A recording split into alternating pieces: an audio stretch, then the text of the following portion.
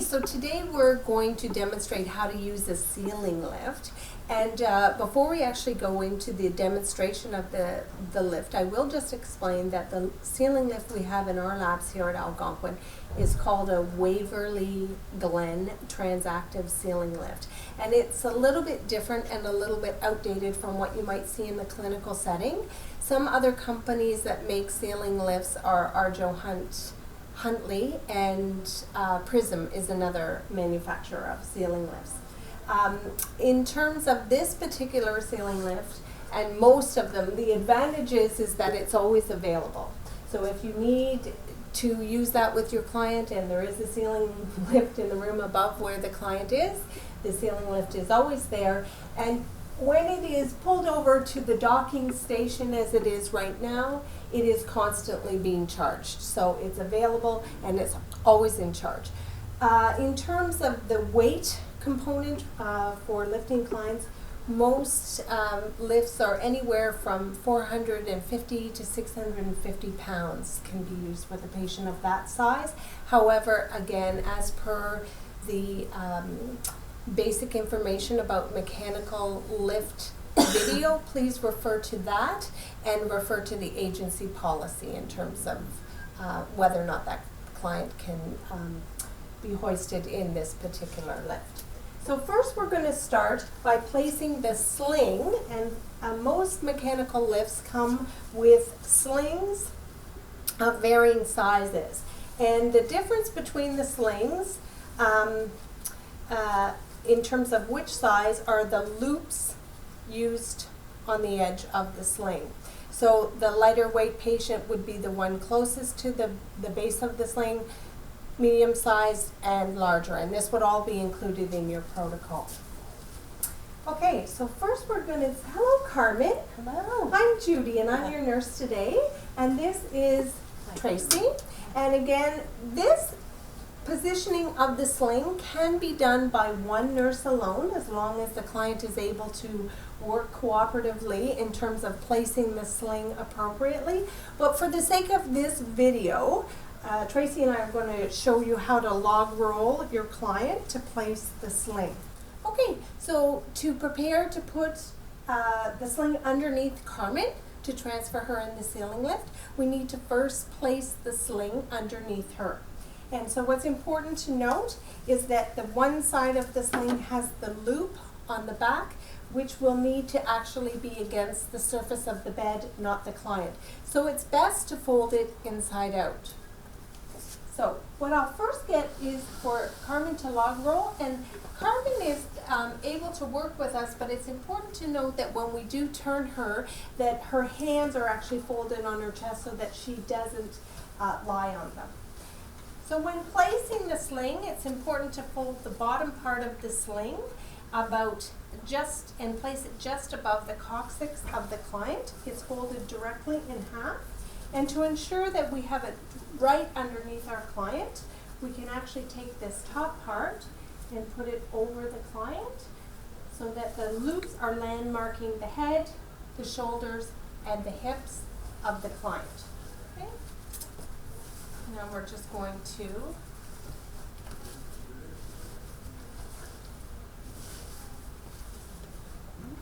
have Carmen turn, a little bit of a bump underneath you. And now Tracy's going to straighten out this underneath the client. Okay, and then back over. Okay, come on, let's get you the lunge. And there she is centered on the sling. All right, so now I'm going to use the hand controls of the lift, and I'm going to turn it on. In the left hand corner is the on button, and move it away from the charging station until we see the light is green. Okay. I'm going to move it over centering toward the bed, and I'm going to push the arrow down button to lower the arm. What's important to note is Tracy and I are working together to work this lift. It is very important that one person, Tracy, can you hold that arm? that one person always has an arm on the lift so that it doesn't swing back to accidentally hit the client. So we're going to bring it down in a slow motion, not a jerking motion. Carmen, just watch, it's coming closer to you. Perfect. Now, Carmen is a medium-sized patient, so we're going to use the gray loops, and holding the controls in my hand, we're going to hook the gray loops of the head portion onto the loop of the carrier bar. Are you okay there, Carmen? And we're going to do the same with the next loop.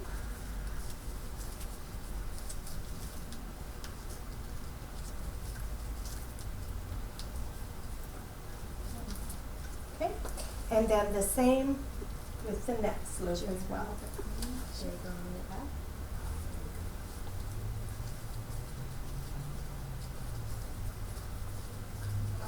Perfect.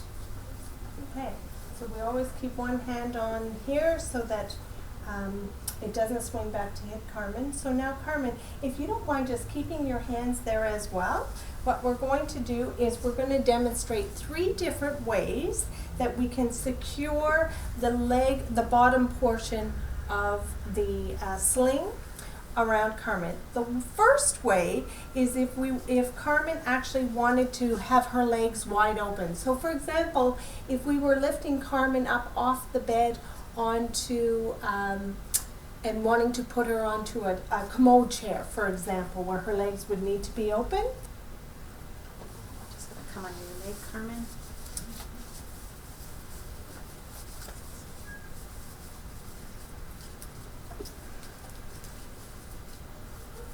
Okay. I'll just ask you to hold that for 1 second.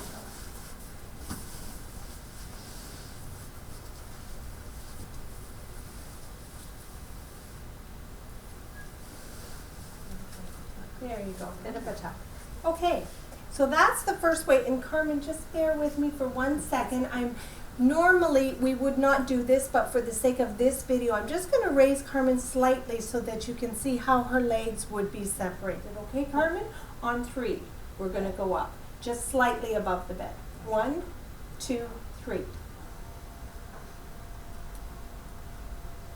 Okay, so I'm going to stop there just so that you can see this way Carmen's legs can be widened. So now I'm going to lower her. Carmen on 3, Tracy on 3, 1, 2, 3. And Tracy is helping assist with Carmen's back. And I'm holding the bar and the controls. Perfect. If we had a client who actually was, for example, an amputee and needed that extra support, is that far enough down?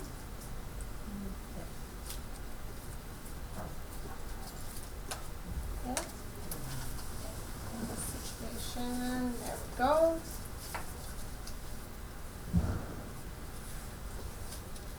Perfect. And this shows how the client's legs would stay completely together. Okay, so now we're going to demonstrate the crisscross method because that is the best method to help position Carmen for transfer into the wheelchair.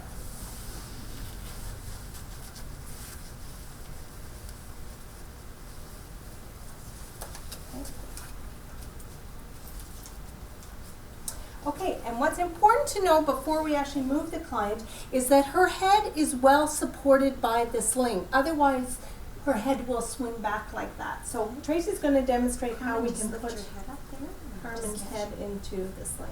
Just relax. Okay, so now we're ready to go. So Carmen, I'm just going to ask you to keep your hands folded there. Tracy's going to monitor the bar to ensure that it doesn't swing back. And I'm going to lift Carmen and then reposition the chair closer to the bed so we can transfer Carmen. Many patients feel a little uncomfortable with this lifting, so it's really important to reassure them that we are looking after their best interest and monitoring them through the whole process. And if at all they are scared or whatever, that we can stop at any time. Okay, so, and on 3, we're going to go up. 1, 2, 3. In a slow, steady motion. And we really don't need to go too far above the bed, because if we look where our chair, okay, I'm just going to undo the brakes so she is just above the level of the bed, a little bit higher. There you go. So Tracy could swipe her hand underneath. I'm going to move the chair over, and we always lock our brakes to load. Okay, and I'm going to move the lift. Okay, Carmen, we're going over to the chair. Okay, and we're just going to lower the sling down now. So I'll just ask you to keep your hands in. And I'm just applying gentle pressure on the knees just to have her go into place safely.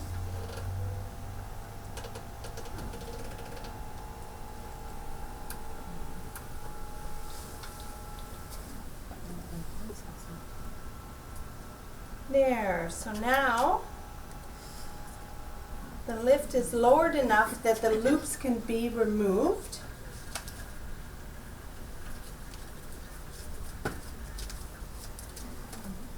Okay, so now I'm going to, just before Carmen, just bear with me for 1 second, I'm just going to raise the lift again out of the way and put it back to the docking station. What's important to know with this lift is that at any time, the emergency cord that is hanging can be pulled to actually stop the lift at any time. And to get it restarted, there's a button at the top. Okay, so I'm going to raise it up and move it back over to the docking station where it can be charged. Okay, now we'll just demonstrate how we can take the sling out from behind Carmen while she's sitting in the chair.